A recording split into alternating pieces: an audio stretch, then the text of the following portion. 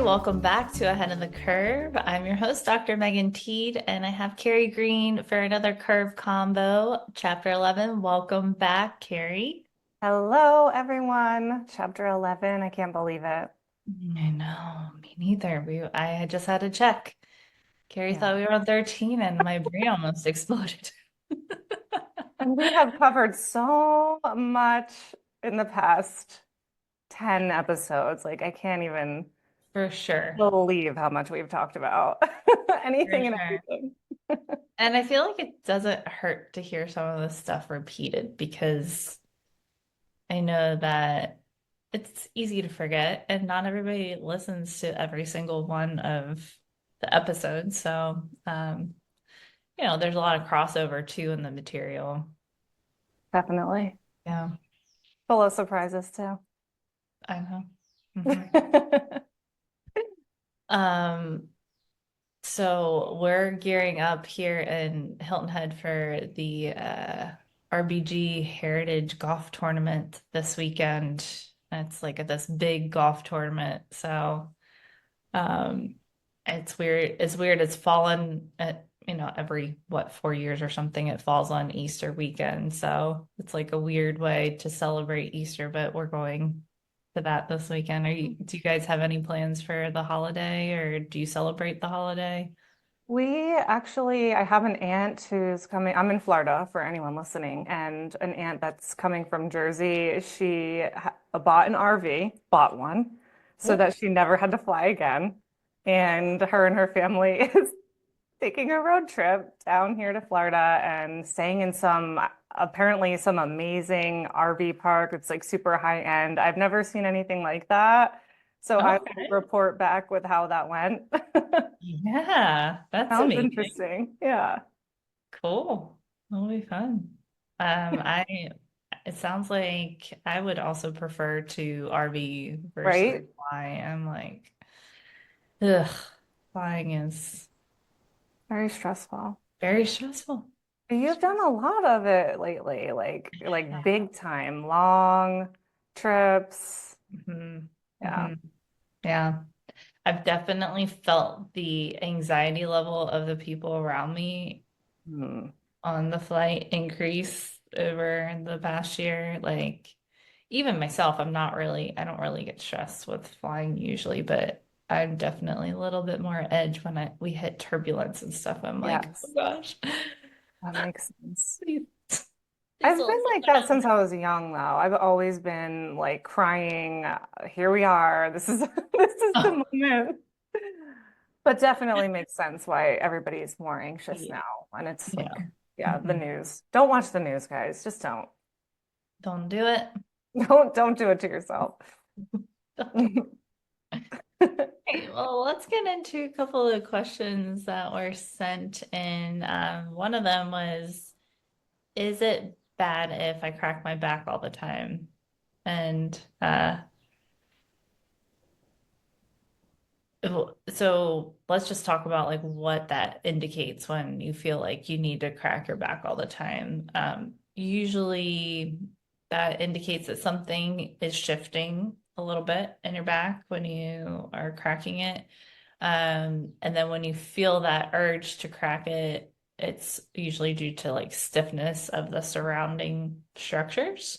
Hmm. So that is not necessarily like a great thing that's happening. You're kind of perpetuating a little bit of that mobility to continue to happen if you are, doing that on your own all the time. Like the twist in the chair, where you hold on to the back of the chair Right. and crack it. So that's usually like one segment that is just moving repeatedly. So, but that said, you know, it's not causing you pain. It's not necessarily a terrible thing, but I would not encourage you to continue to do that. So usually for me, I do have an area in my back that does that. It's like a little bit more prone to it. Like it Um, cracks on its own, or you just like automatically, you subconsciously just crack it, crack Both. it. Yeah. Yeah. Yeah, like it'll just like if I'm doing an exercise, it's like that's the area that's gonna crack if it will Okay. crack.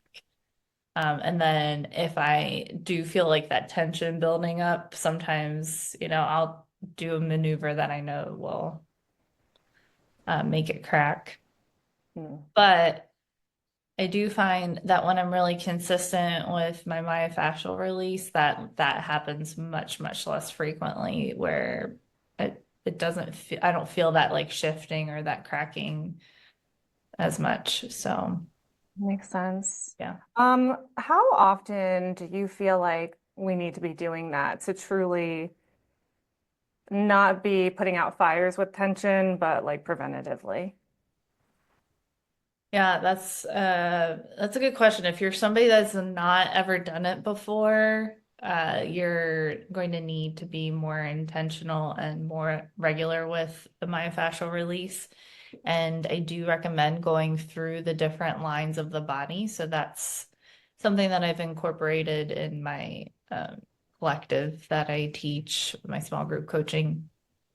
In the first phase, we do intentional myofascial release at all the different lines of the body and teach about like, depending on your curve type, where you tend to hold more of that tension and restriction in your fascia and the muscles versus like other curve types.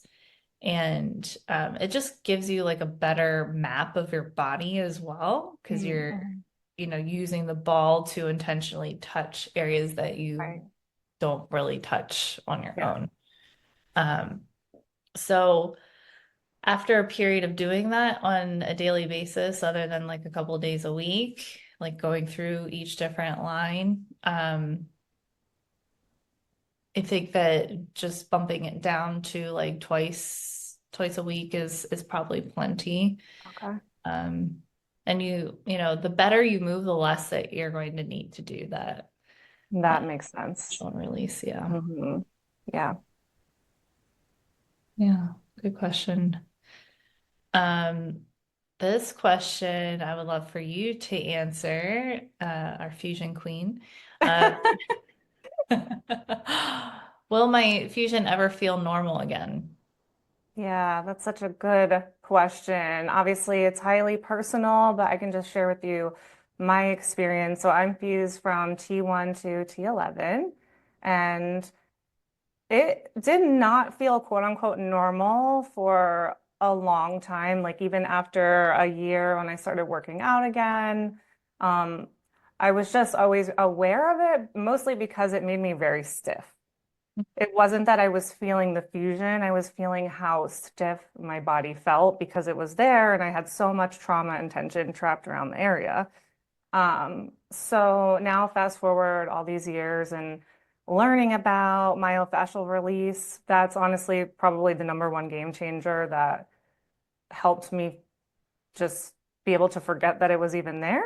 So Mhm. myofascial release, somatic movements to release the trauma from my nervous system because I was always clenching and everything was really tight. And I kind of felt like my body was like a cage, like I was like trapped in a cage. Just Mm. didn't feel free. So Mhm. myofascial release and somatic movements helped me finally feel like a real person again. Like I can move any way. Like all of the stiffness was gone. I always tell you, like the butterfly, this one, Yeah. like Uh-huh. throwing your arms open, that just was like, oh my gosh, I can't even like believe how much trauma I had to release from the fusion. But staying active, myofascial release, staying really strong. Now it's like just a part of my body that it's almost like it doesn't exist. Mm. I don't feel it whatsoever. It's like it's not even there. That's amazing. Yeah. You said years. I'm going to be exacting. How many years? How long it took me to really feel like it's not even there. Okay, so 2007, probably 20 years. Oh, really? Okay, but I don't want that to scare the person who asked this because I didn't know what to do for 20 years. So I Hmm. was doing like basic normal workouts, no modifications, Yeah. never dealt with my trauma, never knew about myofascial release. So you could definitely get there very quickly. You just need to know what to do. Yeah, Yeah. that's helpful. Yeah. When you said you feel the butterfly exercise helps you the most, and you could tell that you had a lot of trauma that you need to release, like, can you describe how that felt that like you knew that you needed to, or like was there, I don't know how to Yeah. articulate that better, Right. but yeah. I knew that something, well, I guess before it just kind of felt like I was doomed to always be tense and in pain and feel different forever. Hmm. And then once I like actually learned about somatic movement and started doing them, and I felt, how do I explain this? It was like my brain was saying, like, this is what you've needed all along. Ah. This is what you've needed all along. Because I had never, I don't know how to explain it verbally, but I had never like, because you're so scared with the fusion, I had Mhm. never even like opened up my chest in that way. Wow. Maybe a little bit in yoga, but not like that, where you're just like getting it's like a trauma is like an energy that's stored in your nervous system, and you have to get it out with these movements. Otherwise, it's just living in there. Yeah, Yeah. that's so neat. Yeah. Oh, and body tapping too. That was really helpful for especially with pain. So when I Mhm. would like do body tapping and have pain and focus on that area, I would like feel it melting away. So cool. Yeah. When you do you just visualize that area while you're tapping different areas of the body, or you visualizing that area and tapping that area? Both, yeah. Yeah. Visualizing it, connecting my brain and saying, and then just like Mhm. just the touch. The touch is all you need, whether you're visualizing it or not, because your nervous system is like, doesn't care what you're thinking about. It just Yeah. cares. Give me the touch, give me the movement, give me the sensory information. Yeah. Yeah. And that's what I um the myofascial release does as well, Yeah. like I said, I include that now in that first phase, and it helps people tremendously to get that map clear in their brain of what their body looks like and um, Yeah. what the different areas of their body feel like. So, yeah, Hmm. it's right on the same lines there. Yeah, definitely. It's crazy how much it hurts in the beginning too, but a good hurt. Yeah. Yeah. Mm. Yeah, and it's neat making it your own thing too, where Yeah. you know, you play around with like different size balls, different firmness of them as well, and make it your own thing so that you aren't like clenching and holding your breath and tensioning Yeah. the rest of your body when you're on a tender point. If that happens, then you listen to that and Hmm. switch out for something that's a little gentler until you can tolerate that Right. different pressure. Yeah. I just thought of something else. So there's a little jealousy that I always experience so having the fusion and then seeing someone who doesn't have a fusion be able to move differently when it comes to trying to like unravel your like winging and Mm. like spiraling. So I would dream about it. I'd be like, what? Like, I just wish that I could. I almost Mm. like imagine wanting to like move my spine and being so pissed that I couldn't because of the fusion. So I was like, this wing is never going to loosen up. So Mm. that's something that was such a relief with the myofascial release. It's like, oh, I Yeah. don't actually have to like move my vertebrae to Fine. get rid of this. Yeah. Mm. Yeah. The muscle, it's like chicken or the egg. The muscles are very influential over the spine and the spine, like Yeah. it's a back and forth type of thing. So, um, influencing the muscles is tremendously helpful. Important because is this right? I know it's both ways, but is this the order? Brain moves muscle, muscle moves the bone. Mhm. Saw that somewhere recently. Yeah. Yeah. Yeah. It's helpful to think of that hierarchy. Yeah. Because I think growing up with scoliosis, think of it the opposite. Right. like there's something wrong with the spine and it's affecting everything. But it's like, actually, maybe Yeah. that's the last stop. Mhm. Mhm. I know that we've talked about this before, and I really need to start a study or at least like tracking of it of the influence of like familial trauma and the development of scoliosis because the more and more I talk to people, the more trends I see with that where it's like, oh, you know, most of it is you grew up with a very controlling parental figure, like Mm, one of them was, and that tends to that I just like see that trend extremely strongly. really? Yeah. Oh my God. We not talked about this Not before? that, but not that part. No, you asked me what I think about the trauma thing. And I Mm. said, well, I think it definitely makes sense. I mean, all around, they did these ACE studies, the adverse childhood Yeah. experiences, and the more ACEs you have, the worse off your health outcomes are going to be. Not necessarily scoliosis, but that would just make sense. But I didn't know about the controlling parent. Hmm. Makes sense. Yeah. I'm resonating. Yeah, it's like I don't want to like Sorry. blatantly come out and ask people sometimes, but like if it's like a conversation like this, but Well, uh I'll just be open about it. So, yeah. like, I had a lot of trauma, but and with a single parent, my mom, like the way that she tried to help me a lot of the time was to be very strict. But the more strict that she would be, it's crazy. Like, I could feel my spine tensing up and like twisting when certain things would happen. Oh my Yeah. gosh. It's Same. weird. I wonder why. Really? Yeah, I don't know. There's something. Every time we have an episode, we get a little bit closer to Cracking cracking the mystery. seriously. Yeah, I mean, yes. And I also feel that like when I feel out of control now as an adult, I feel that same sensation of It's the pulling ten in different the areas. tens in this. Hmm. Yeah. Hmm. Yeah. Hmm. Thankfully, I have some tools now to Right. unwind. Oh, to cope. Yeah. Yeah. Yeah. But it's very interesting. Yeah. I think what I'll do, what I plan to do is the next round of the collective, like now that I have people like starting like a clear start and finish of the collective, I think the next round I'll have like a little questionnaire where people answer a couple questions about things just Hmm. to track it. Yeah. You can give them the ace.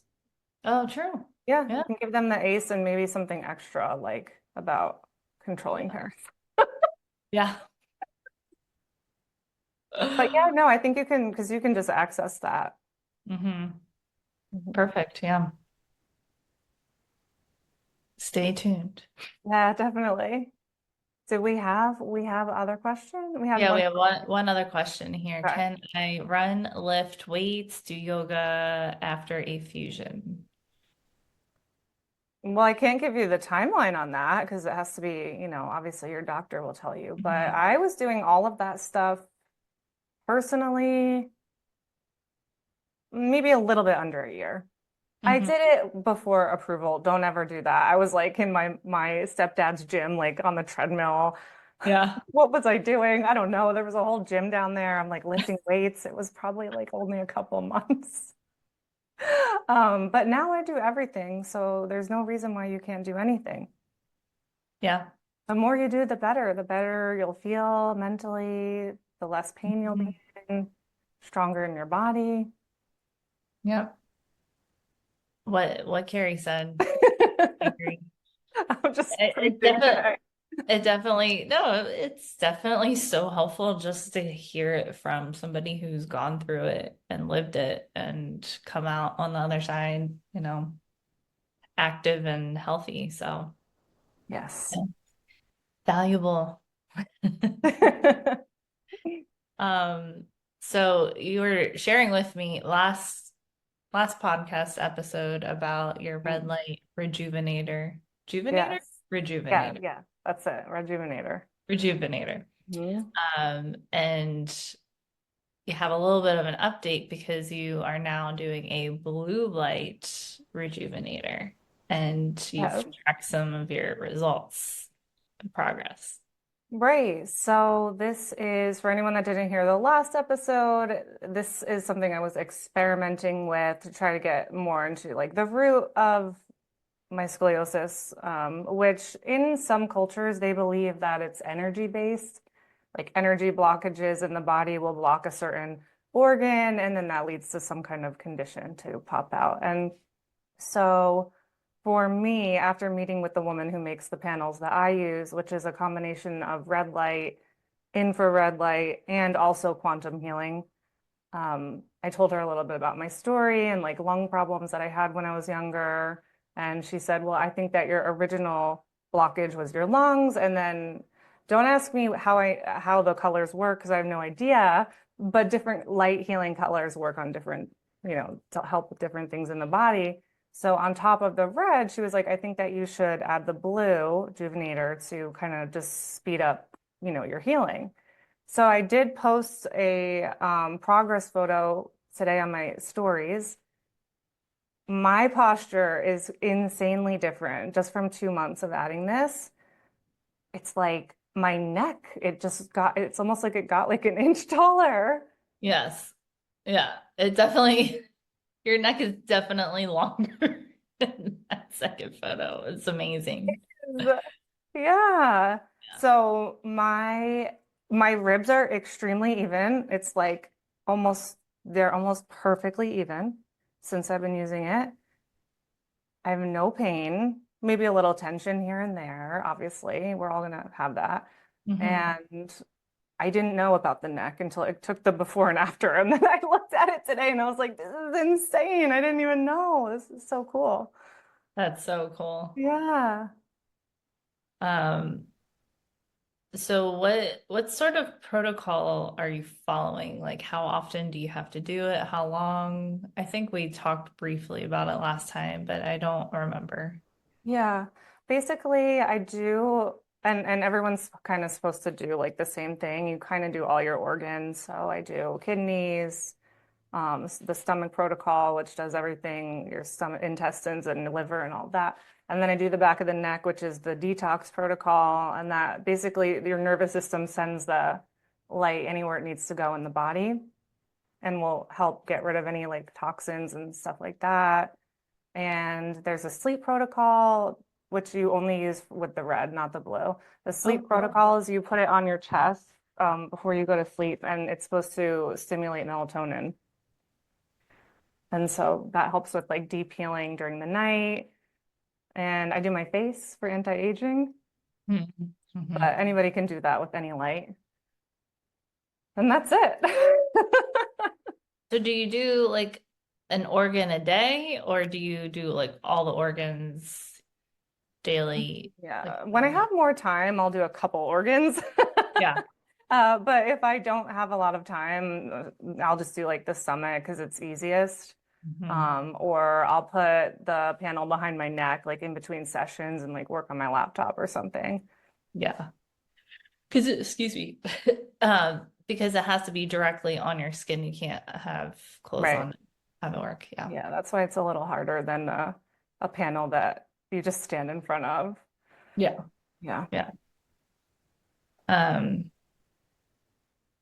Definitely like time wise, at least for me, I have my red light panel that I use, and it's like, how long do I want to stand here in the nude before Seriously. it's But I like, guess that's like one good thing I like about it because I can lay down and watch TV and do some of this stuff. Like the only one that's a little annoying is the detox because it's yeah, behind your neck. But yeah, you're like standing there. This is a long 7 minutes.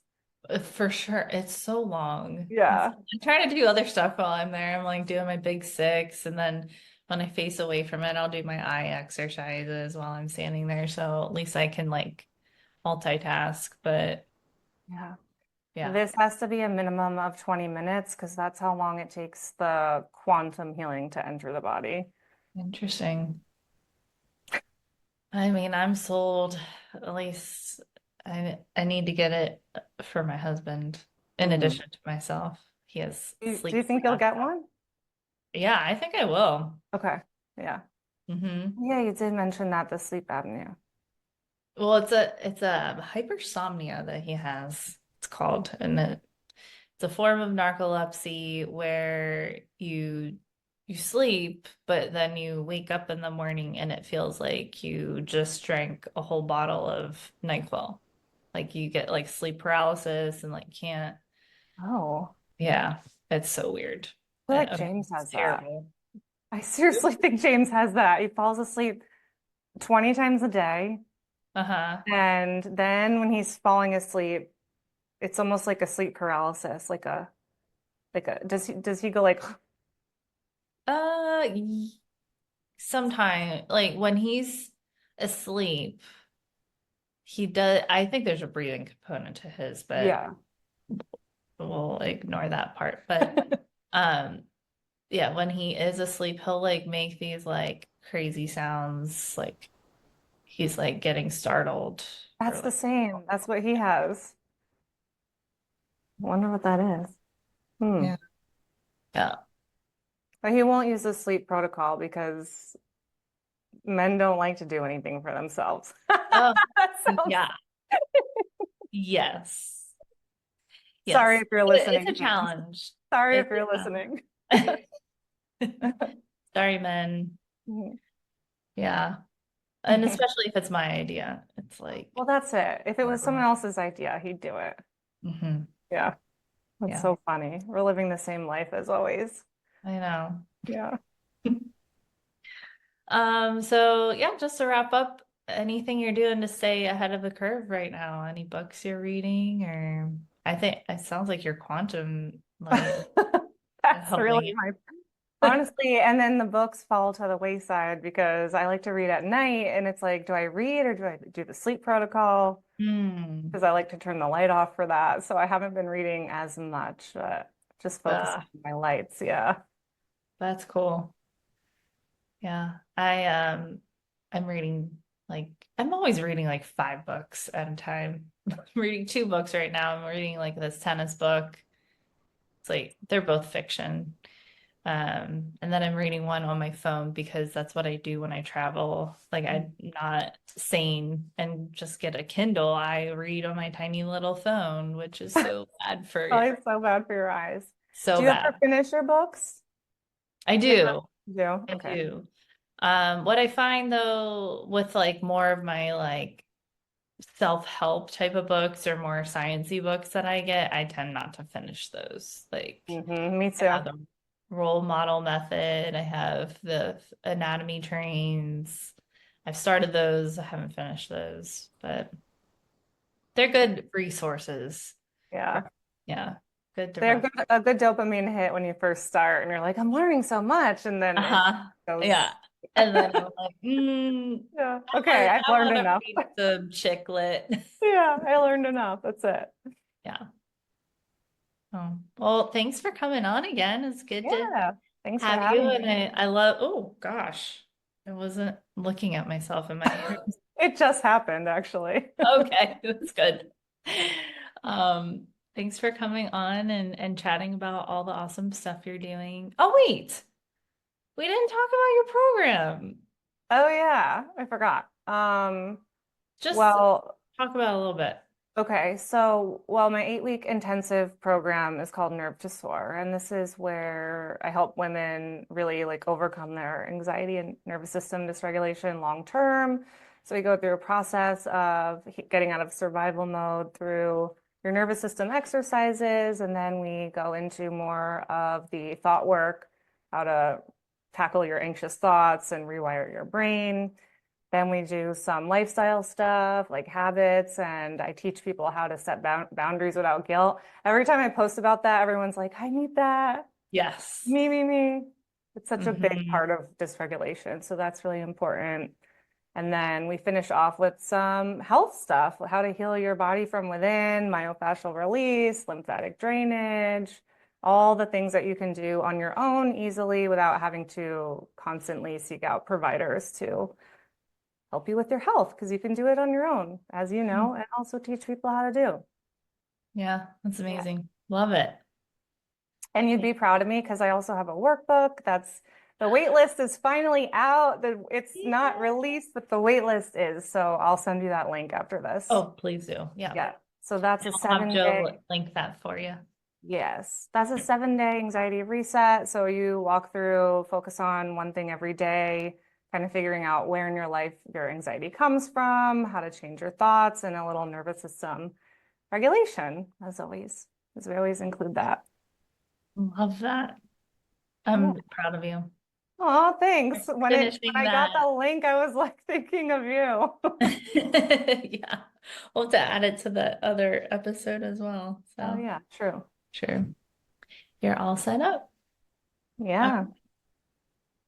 Well, thanks again for coming on. Until next time, stay well and stay ahead of the curve. Thank you.